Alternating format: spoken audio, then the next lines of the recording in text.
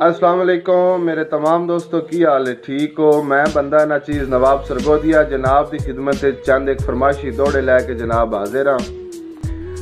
दौड़िया ते तवज्जो करनी है, लाइक कमेंट ज़रूर करना है, सब्सक्राइब ज़रूर करना है,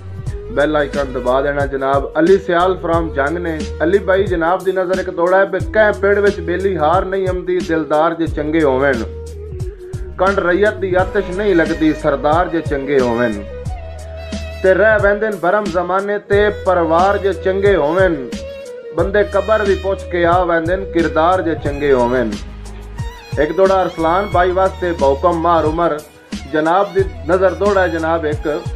के अनावां दे कातिल अना मार देंदन, निगाहां दी गैरत हया मार देंदन, ओ बड़े औखे दौर च हयाती है फसी,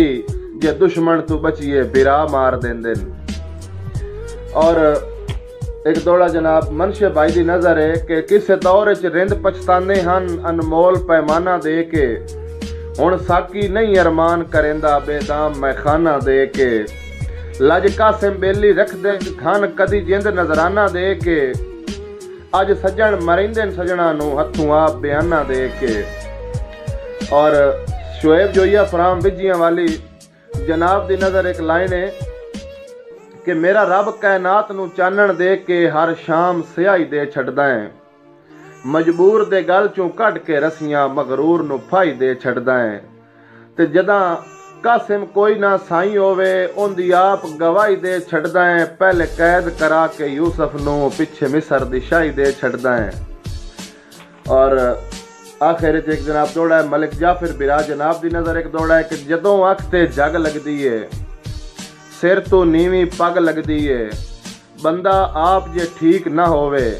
सारी दुनिया ठग लगती है, और माचस तीली लैटर ना सही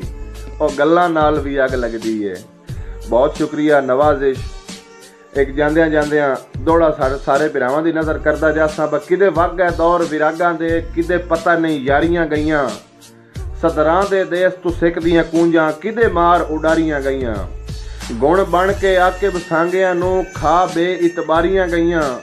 जदा रैयत विहाई औलाद बराबर किदे ओ सरदारियां गईयां।